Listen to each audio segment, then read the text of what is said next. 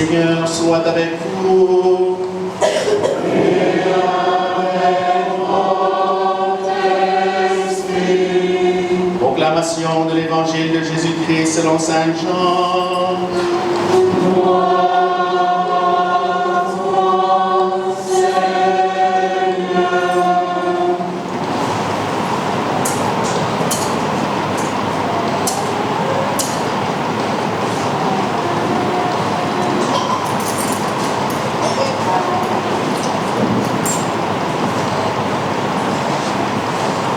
Fête de la Pâque, sachant que l'heure était venue pour lui de passer de ce monde à son Père, Jésus, ayant aimé les siens qui étaient dans le monde, il les aima jusqu'au bout. Au cours du repas, alors que le démon avait déjà inspiré à Judas Iscariote, fils de Simon, l'intention de le livrer, Jésus, sachant que le Père avait tout remis entre ses mains, qu'il est venu de Dieu et qu'il retourne à Dieu, se lève de table, quitte son vêtement et prend un linge qu'il se noue à la ceinture. Puis, il verse de l'eau dans un bassin. Il se met à laver les pieds des disciples et à les essuyer avec le linge qu'il avait à la ceinture. Il arriva ainsi devant Simon-Pierre. Et Pierre lui dit, « Toi, Seigneur, tu veux me laver les pieds ?» Jésus déclara, « Ce que je veux faire, tu ne le sais pas maintenant, mais plus tard tu comprendras. » Pierre lui dit, « Tu ne me laveras pas les pieds, non, jamais. » Jésus lui répondit, « Si je ne te lave pas, tu n'auras point de part avec moi. » Simon-Pierre lui dit alors, « Seigneur, pas seulement les pieds, mais aussi les mains et la tête. » Jésus lui dit, « Quand on vient de prendre un bain, on n'a pas besoin de se laver. On est pur tout entier. Vous-même, vous êtes purs, mais non pas tous. » Il savait bien qui allait le livrer, et c'est pourquoi il disait, vous n'êtes pas tous purs. Après leur avoir lavé les pieds, il reprit son vêtement et se mit à table. Il leur dit alors, « Comprenez-vous ce que je viens de faire? Vous m'appelez Maître et Seigneur, et vous avez raison, car vraiment je le suis. Si donc moi, le Seigneur et le Maître, je vous ai lavé les pieds, vous aussi vous devez vous laver les pieds les uns aux autres. C'est un exemple que je vous ai donné, afin que vous fassiez vous aussi comme j'ai fait vous. » Acclamons la parole de Dieu.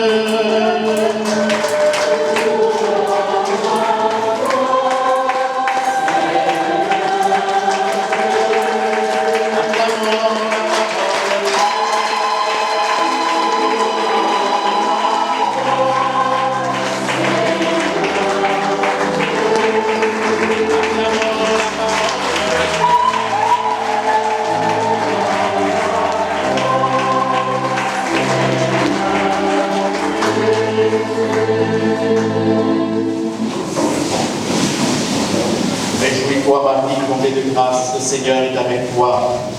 Tu es bénie entre toutes les femmes, et Jésus, le fruit de ton sein, est béni. Sainte Marie, Mère de Dieu, priez pour nous pauvres pécheurs, maintenant et à l'heure de La liturgie de ce soir invite, au mieux, la liturgie demande aux prêtres, aux célébrants, de pouvoir dire un mot. Il est vivement recommandé de dire un mot en cette fête de la Sainte Seine, en cette fête du sacerdoce. Je l'avoue que les circonstances que nous traversons me donnent un petit goût salé, puisque nous voudrions bien exprimer notre joie, exprimer toute notre allégresse, mais en même temps, les circonstances nous demandent, les circonstances nous invitent à pouvoir rentrer en nous-mêmes, méditer et pouvoir intercéder pour notre Père, l'évêque, que le Seigneur a appelé auprès de lui. Pourquoi? Parce que l'évêque, il est celui, comme dit le Concile Vatican II, il est celui qui a la plénitude du sacerdoce. L'évêque, nous pouvons dire qu'il est le grand prêtre. Et tous les autres prêtres que nous sommes participent à son sacerdoce. L'évêque, nous dit le Concile Vatican II, a 3 fonctions principales. Et ces fonctions qui sont appelées en latin les munus, cela veut dire des charges. Il a la première charge, munus sanctificandi, la charge de sanctifier le peuple de Dieu. Munus regendi, il a la charge de régner, de gouverner le peuple de Dieu. Et enfin, munus legendi, cela veut dire qu'il a la charge d'enseigner le peuple de Dieu. Et les prêtres que nous sommes ses collaborateurs avisés. Tous les prêtres sont les collaborateurs avisés de l'évêque. Pourquoi? Parce qu'ils participent à ces 3 charges. La charge de sanctifier le peuple par la prière, par l'Eucharistie, la charge d'enseigner le peuple par la parole de Dieu et la charge de conduire le peuple, finalement d'être ce que nous appelons par notre baptême, d'être roi, de régner, de diriger le peuple de Dieu. Voilà pourquoi en ce soir, j'aimerais avoir une pensée pieuse pour notre Père. C'est le Seigneur qui nous l'a donné, c'est le Seigneur qui nous l'a repris, que son nom soit sanctifié. Les voix de Dieu sont au-dessus de nos voix. Les pensées de Dieu sont au-dessus de nos pensées, comme dit le prophète Isaïe.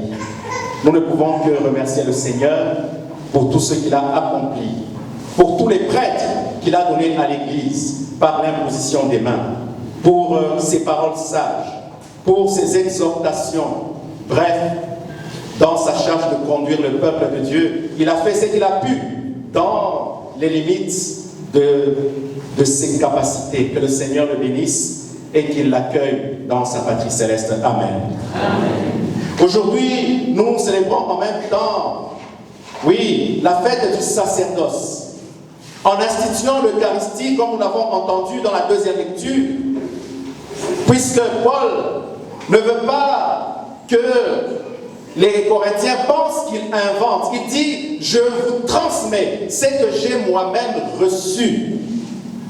Il y a ce qu'on appelle la transmission du dépôt de la foi. Paul a reçu et il transmet ce que lui-même a reçu. Et qu'est-ce qu'il a reçu? Le soir, ce soir-là, un jeudi, le Seigneur lui-même, au cours d'un repas, frères et sœurs, j'aimerais que nous méditions sur 4 aspects du sacerdoce. Le premier aspect, je parlerai d'abord du repas. Ensuite, nous parlerons de Jésus qui se lève. Au cours du repas, Jésus se lève. Ensuite, Jésus dépose son vêtement. Il enlève son vêtement. Le troisième aspect, il se ceint d'une ceinture. Et enfin, il verse de l'eau sur les pieds de ses apôtres. Au cours d'un repas, nous qui sommes africains, nous savons quelle est la symbolique du repas. Non pas parce que nous aimons manger. Amen, amen. Amen. Je ne dis pas que nous aimons manger. Mais manger, c'est nécessaire à la vie parce que qui ne mange pas, il meurt. Le repas pour nous, Africains, c'est le lieu de la communion. C'est le lieu où nous fraternisons. C'est le lieu où les uns et les autres peuvent se retrouver. C'est le lieu où nous pouvons discuter des sujets les plus importants au cours d'un repas. Et c'était au cours d'un repas que Jésus, justement, a institué l'Eucharistie. Pourquoi? Parce qu'il savait qu'en ce moment-là, il fallait qu'il puisse inviter ses apôtres à la communion. Frères et sœurs, toute la théologie du Concile Vatican II, elle est nommée la théologie de la communion. L'Église comme communion, l'Église pour la communion, l'Église même comme communion. Au numéro 1 de Lumen Gentium, il est dit que l'Église est en quelque sorte le sacrement de la communion entre Dieu et les hommes. la communion, la commune union, la koinonia, comme disent les Grecs. Jésus, il se lève au cours d'un repas et c'est au cours de ce repas qu'il invite ses apôtres à la communion, à la commune union. Il le dira dans l'évangile selon Saint Jean, « Moi et mon Père, nous sommes un. » Et c'est à cela même qu'on reconnaîtra que vous êtes mes disciples, parce que vous vous aimez, parce que vous êtes un. La première communauté dans les actes des apôtres, on a dit qu'ils étaient assidus à la prière, à la fraction du pain. Ils étaient tous en communion parce qu'ils avaient tous un même Seigneur, ils regardaient tous dans la même direction. C'est à cela que Jésus nous invite en ce soir, à la communion. Pourquoi? Parce que celui qui ne fait pas la communion, il fait l'œuvre du diviseur, du diabolos, celui qui divise. Amen, amen. Amen. La communion est avant tout, elle est avant tout unité. La communion est avant tout la recherche, non pas de la fusion, mais la recherche de regarder tous dans la même direction. C'est cela l'Église. L'Église est d'abord communion. L'Église ecclésia, elle est celle qui appelle, celle qui invite tous les enfants à pouvoir regarder tous dans la même direction. La communion nous invite à regarder dans la même direction. Voilà pourquoi Jésus dira dans l'évangile selon Saint Matthieu que si tu présentes ton offrande à l'autel et que là tu te souviennes que ton frère a quelque chose contre toi, laisse-la. Parce que tu ne peux pas venir présenter ton offrande alors que tu n'es pas en communion avec ton frère, avec ta sœur. Donc ton offrande n'est pas vraie. Ton offrande n'est pas vraie. La chose que Jésus voudrait par-dessus tout, c'est que nous restions en communion. Comme lui, il est en communion avec le Père et l'Esprit Saint. C'est cela justement le mystère de la Trinité. Être un. La communion. C'est le plus grand scandale, mes frères et mes sœurs. Lorsque les membres de l'Église, ceux qui forment le corps du Christ et dont le Christ même est la tête, ne sont pas en communion, qui sont divisés, qui s'approchent de la table du Seigneur indignement, comme Paul le rappellera dans son épître aux Corinthiens. Vous vous approchez de la table du Seigneur indignement sans pour autant discerner ce que vous allez recevoir. Et ce que nous recevons, c'est la communion. Mais si nous ne sommes pas en communion, nous prenons notre propre condamnation. Nous nous condamnons nous-mêmes. Nous sommes faits pour la communion. Dieu veut la communion. Amen, amen. Amen. Je me rappelle toujours de ce témoignage que je pense que je l'ai déjà dit une fois ici, le père Séraphin Kazadi, à Notre-Dame de la Paix, à la Gécamine. Je sais que c'est un sujet qui fâche, mais je vais quand même le dire. Le père Séraphin Kazadi, au moment de la communion, il avait dit ceci dans les années 98, enfin 98 pardon, 98, 99. Il dit ceci: tout celui qui reconnaît, qui n'a pas participé, ou qui a participé de près ou de loin aux événements des refoulements, celui qui se reconnaît, qui n'a pas participé à ces événements-là, qui s'approche de la table du Seigneur, et aujourd'hui je ne vais pas distribuer la communion. Il a pris une table, il l'a déposée devant l'autel, et il a mis le calice, et il est allé, ou plutôt le ciboire, et il est allé s'asseoir. Que chacun vienne se servir. Oh mes frères, quel scandale! Quelle n'a pas été la douleur de l'abbé Séraphin Kazadi? Seuls les enfants sont allés communier. Amen, amen. Seuls les enfants sont allés communier. Parce que chacun a fait, heureusement, chacun a fait une introspection. Il s'est regardé, non Seigneur, je ne peux pas. Sur ce point-là, j'ai failli. Alors, je ne vais pas m'approcher de ta table intimement. Voilà, frères et sœurs, cela doit aussi être notre attitude.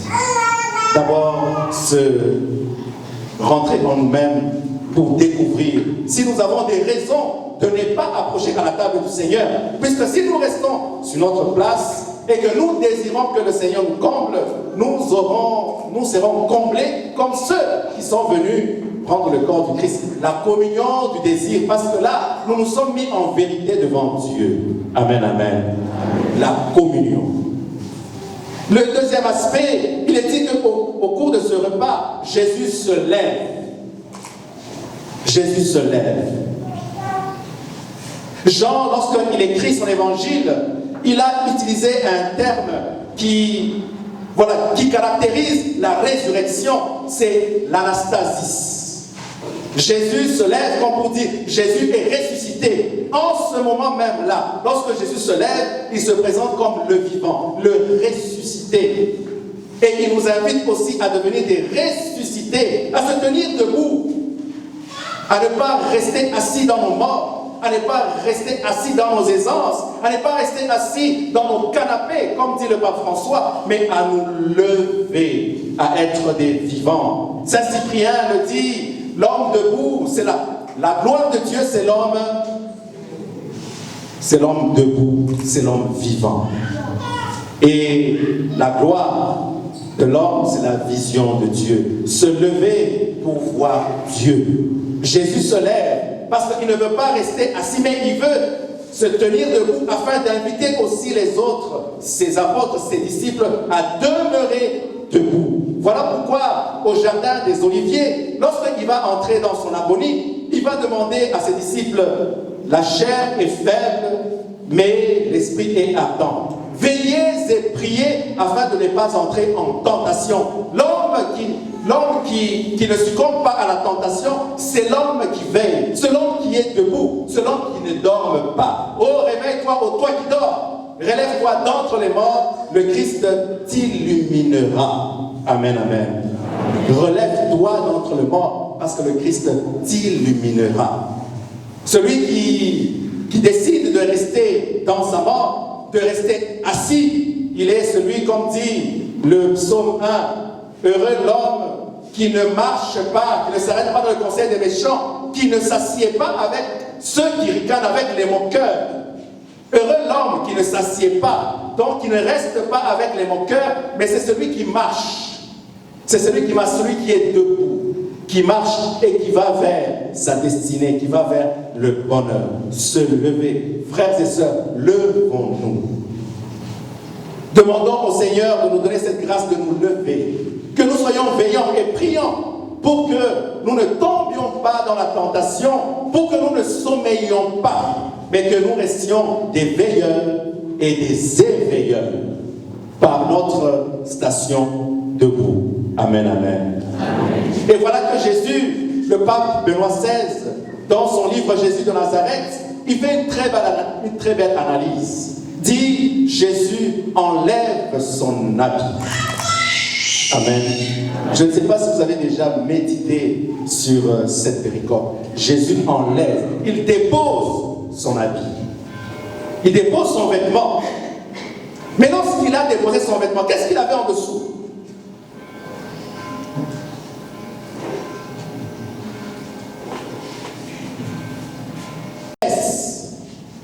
Comme dit Philippiens 6, le verset 6 à 11, il s'est abaissé, lui qui était de condition divine. Il n'a pas retenu le rang qui l'égalait à Dieu, mais il s'est anéanti. Et justement, à ce moment-là, Jésus s'est anéanti. Toute sa personne, toute sa divinité s'est anéantie. Il se présente devant ses disciples, dans sa nudité, comme sur la croix. Comme sur la croix. Amen, amen. Quel abaissement. Quel abaissement pour notre Dieu. Il s'abaisse encore plus bas.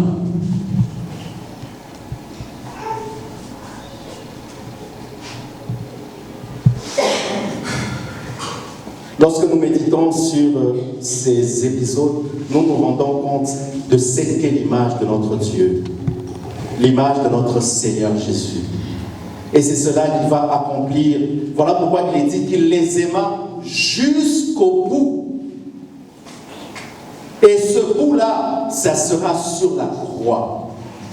Et lorsqu'il sera en croix, le centurion romain verra, il découvrira que celui-ci était vraiment le Fils de Dieu, parce qu'il n'a jamais vu cela. Quelqu'un qui se dépouille jusqu'à ce niveau-là, il est descendu. Et lorsqu'il descend, ce n'est pas seulement pour faire bonne figure, mais c'est pour relever. Voilà pourquoi il verse de l'eau pour laver les pieds de ses disciples, de ses apôtres, pour les relever. Il vient les tirer de leur mort. Il vient les tirer de leur péché, de leur bassesse, afin de leur donner la dignité des enfants de Dieu. Pierre dit, Seigneur, tu ne me laveras pas. Il dit, si je ne te lave pas, tu ne prendras pas part à ma table. Si je ne te lave pas. Et cela est un avertissement. Non, laisse-moi faire. Ce que je fais, tu ne le comprends pas maintenant. Non, Seigneur, tu ne peux pas me laver. Pierre, si je ne te lave pas, tu n'auras pas de part avec moi. Cela veut dire, si je ne te purifie pas, si moi-même je ne te sanctifie pas, si moi-même je ne te restaure pas, tu ne peux pas être avec moi. Si moi-même je ne te restaure pas, Jésus est celui véritablement qui vient nous restaurer, qui vient nous restituer la dignité des enfants de Dieu. Il vient pour nous relever d'entre les morts. Nous qui étions perdus, il est venu pour nous rapprocher près de lui. Et si lui, il ne le fait pas, alors nous sommes perdus. C'est cela qu'il dit à Pierre et à chacun de nous. Si je ne te lave pas, tu n'auras pas de part avec moi. Frères et sœurs, c'est cela le sacerdoce. Amen, amen. C'est cela le sacerdoce. Le sacerdoce, comme dit le terme même, sacerdotes, c'est un don sacré que Jésus accorde à certains hommes pour que ces hommes se lèvent, qu'ils soient dépouillés, qu'ils descendent et qu'ils relèvent les autres. C'est cela le travail du prêtre. Amen, amen. C'est cela le travail du prêtre. Par l'Eucharistie, par ses prières, par tout ce qu'il offre. D'abord, il se sanctifie lui-même afin d'être un homme debout. Étant debout, alors il peut descendre pour aller rencontrer la misère de ses frères et sœurs. Et par le sacrement de la réconciliation, mais aussi par le don de Jésus-Christ lui-même, qui vient sanctifier, restaurer, il relève pour que nous ayons part avec Jésus et que nous soyons en communion avec lui. C'est cela le travail du prêtre. Un homme qui se lève, qui s'abaisse, qui lave les pieds de ses frères et sœurs et qui présente cela au Seigneur. Tel est l'essence du sacerdoce. Tel est l'essence du service que le Seigneur accorde à certains d'entre vous pour qu'ils le fassent en son nom. Chaque fois que vous ferez cela, lorsque vous allez rompre le pain et lorsque vous allez boire à cette coupe, vous proclamez ma mort et ma résurrection jusqu'à ce que je vienne. C'est un commandement. Faites cela en mémoire de moi. Les prêtres sont obligés, de par le sacrement de l'ordre, de perpétuer ce geste de service, ce service gratuit pour leurs frères et sœurs, jusqu'à ce que le Seigneur va revenir. Voilà pourquoi, frères et sœurs, les prêtres ont besoin de vos prières. Ils ont besoin de votre soutien pour qu'ils accomplissent, malgré leur faiblesse, parce que Jésus n'a pas appelé des anges, mais il a appelé des hommes. Malgré leur faiblesse, qui se sanctifient afin de sanctifier le peuple de Dieu, afin de descendre dans la misère du peuple de Dieu et les purifier par le sacrement de l'ordre, par le pouvoir des clés qu'ils ont reçues, afin d'offrir cela au Seigneur pour que nous soyons tous en communion avec le Christ. Amen, amen. C'est cela l'essence même du sacerdoce. Un être qui est déjà mangé. Voilà pourquoi le curé d'Ars disait, le prêtre, le sacerdoce, on ne peut pas le comprendre maintenant. C'est peut-être lorsque nous serons de notre côté lorsque nous serons unis à notre Seigneur, que nous saurons ce qu'est le sacerdoce. C'est un don qui nous dépasse. Parce que c'est le Christ lui-même qui agit à travers des personnes belles. Voilà pourquoi il y a le principe qu'on appelle ex opera et operato. Cela opère en dehors même de l'opération. Cela veut dire, lorsque même le prêtre n'est pas un saint prêtre, mais lorsqu'il prie, puisqu'il a reçu le sacrement de l'ordre, lorsqu'il prie, il fait descendre Jésus, malgré ses imperfections, malgré ses péchés. Parce que c'est un don qui le dépasse. C'est un don reçu gratuitement de la part de Jésus. Prions, frères et sœurs, pour tous les prêtres du monde entier, pour les prêtres qui désespèrent, pour ceux qui sont dans des épreuves, pour ceux qui traversent des combats, même pour ceux qui ont du mal à se sanctifier. Prions pour que le Seigneur lui-même, qui les a choisis, qu'il les sanctifie. Que le Seigneur lui-même pose sa main sur eux. Pour finir, je vous donnerai ce témoignage du pape Jean-Paul II. À Rome, il y avait un prêtre qui avait carrément défroqué, puisqu'il ne célébrait plus les sacrements. Il était presque étourdi, il avait même perdu la tête. Et voilà que le pape Jean-Paul II envoie des prêtres pour aller le chercher. Et lorsqu'il arrive devant le pape Jean-Paul II, le pape Jean-Paul II lui tend les tolles violettes. Il dit, Monsieur l'abbé, je vais me confesser chez toi. Alors, le pauvre prêtre, il était là un peu décontenancé. Il se disait, Saint-Père, toi tu veux te confesser chez toi? Il dit, mais tu es prêtre? Tu es prêtre, oui ou non? Est-ce que tu l'es, oui ou non? Oui, je suis prêtre. Alors confesse-moi. Alors confesse-moi.